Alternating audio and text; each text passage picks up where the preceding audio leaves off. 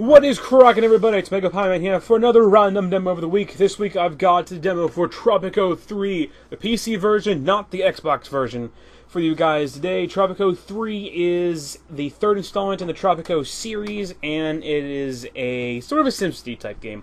Tropico 4 is either coming out sometime soon or might be out now at the time you're watching this video. I don't exactly know the date, so let's quickly get into the game. You have all sorts of achievements that you can get for this game, but let's just get into the game here. There's the tutorial, the campaign, the sandbox, which is no time limit, and challenges. Neither of these are available in the demo, so let's just do a quick overview of the campaign. The only island you have to pick from is this one right here in the Bahamas. I believe it's the island of St. Helena. The abduction of the old Presidente of St. Helena provided the perfect opportunity for your rise to power. Now, as the head of the state, is your job to lead a small island nation to a new age of prosperity. You have 20 years when it starts out before you have to get re-elected as the Presidente of the island of St. Helena. And the object of the game is to export 80,000 units of agriculture before you stop being re-elected. After those 20 years, you have to be re-elected, and then after a certain amount of time after that, you have to be re-elected. You want to stay in office long enough in order to get this done, and then once this is done, it will show you how much money you have in your Swiss bank account, and that will give you your overall score. I'm pretty sure that's how that works. So let's get started up here.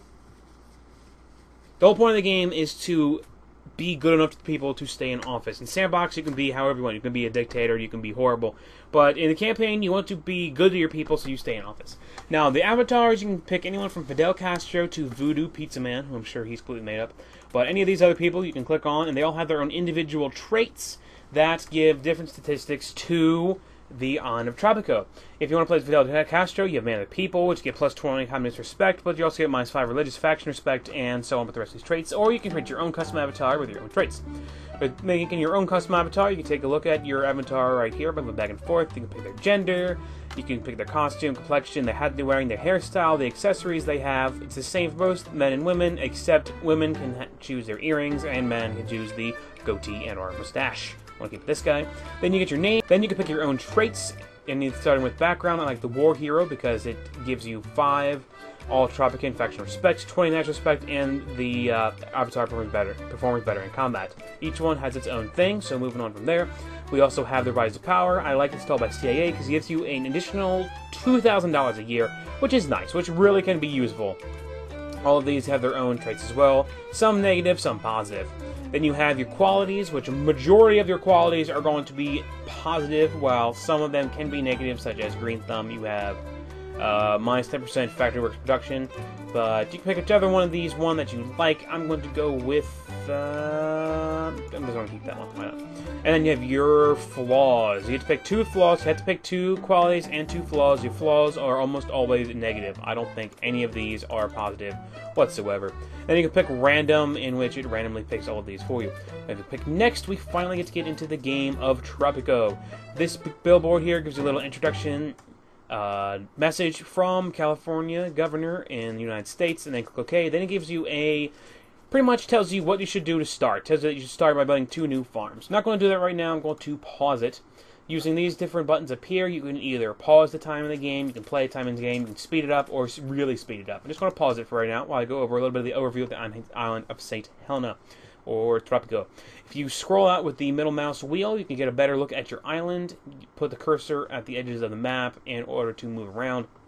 And then we have our menu over here.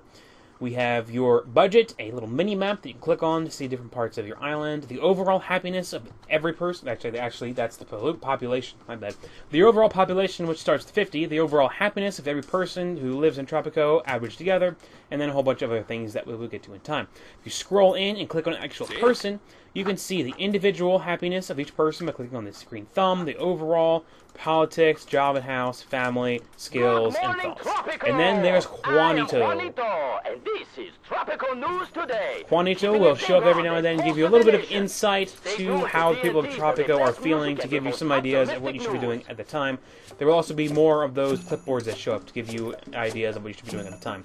Now, if you click on these, we have the Almanac that gives you a very good in-depth view of everything of Tropico. Right now, everything is pretty much at 0 because I just started, but as the game plays and as you progress, these will fill in and it will show you anything that you want to know about how your country is going. If you go over to score, it will show you how many out of 8,000 export units you have at the time.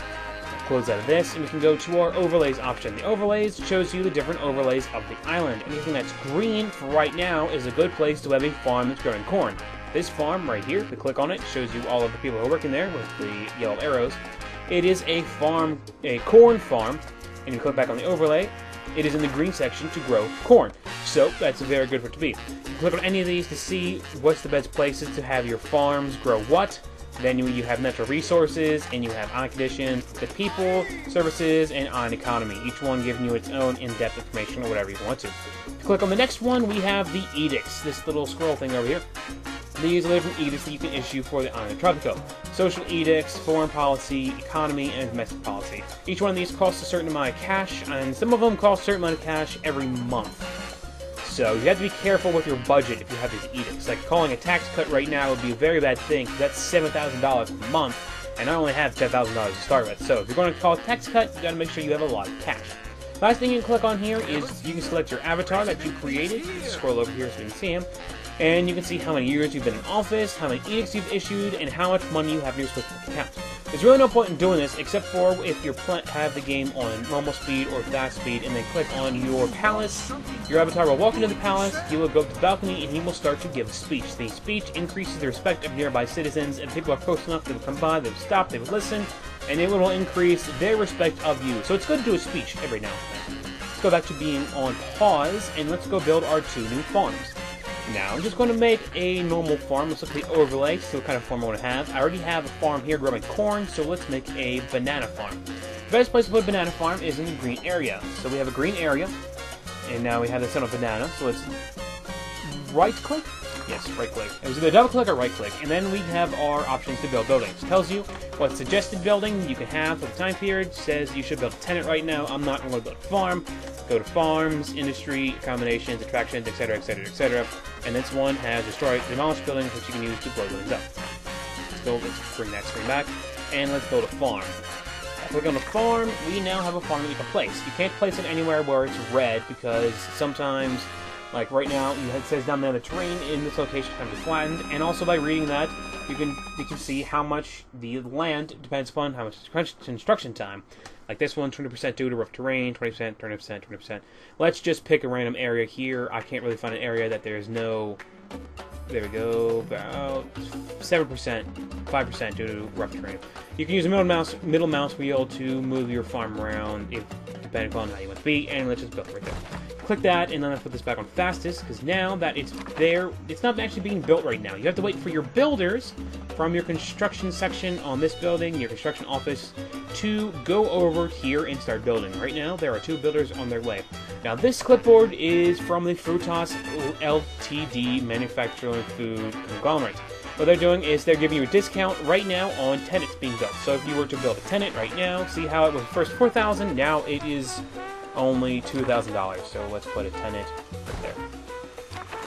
Go back here, we have our builders on the way. No builders right here. You can make this high priority so your builders will do that a lot faster. I don't know why they're all the way over there. Sometimes I do that. But that's how you build buildings. And we have more builders on this one now.